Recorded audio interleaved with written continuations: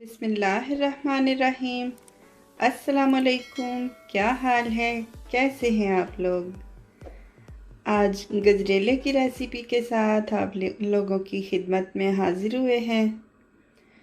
तो चलिए चीज़ें हम बताते चलें कौन कौन सी चीज़ें हमें चाहिए होंगी। 5 लीटर हमारे पास दूध है इधर,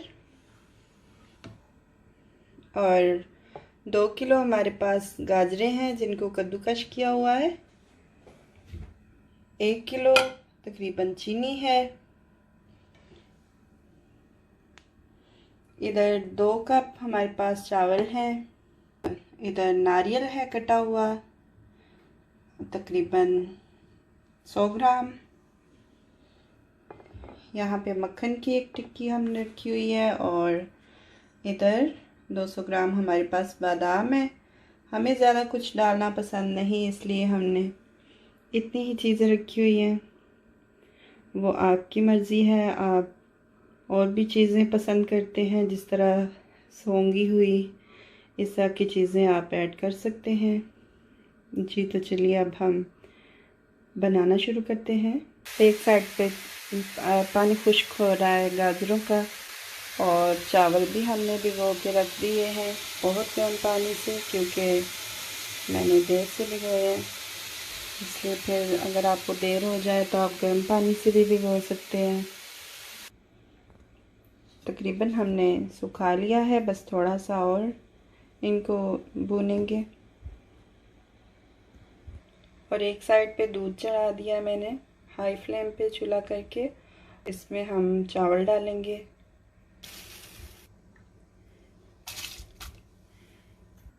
गाजरों का पानी सूख चुका है, अब हम गाजरें भी साथ ही डाल देते हैं।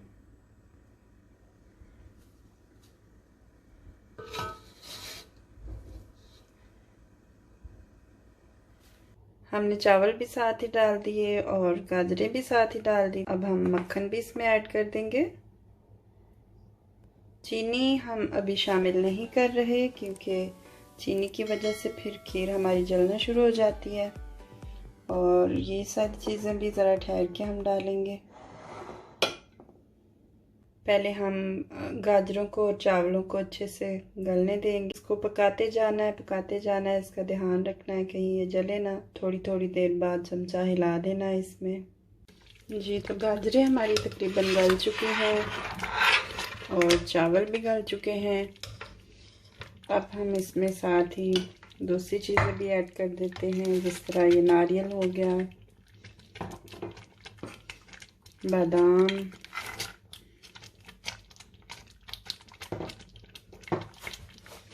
और चीनी भी साथ ही ऐड कर देते हैं।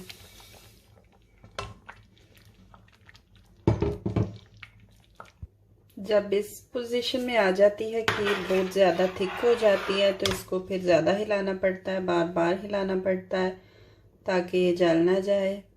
चीनी डाल देने के बाद ज़्यादा ख्याल रखना पड़ता है इसका। अगर आप इसको और भी टेस्टी बनाना चाहते हैं तो चावलों के साथ आप थोड़ा सा वो एक पैकेट बाज़ार का जो होता है खीर मिक्स का, वो भी साथ शामिल कर सकते हैं।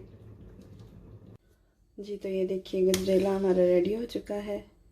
इस तरह जब सही थिक हो जाता है तो इसका मतलब है ये तैयार हो गया है।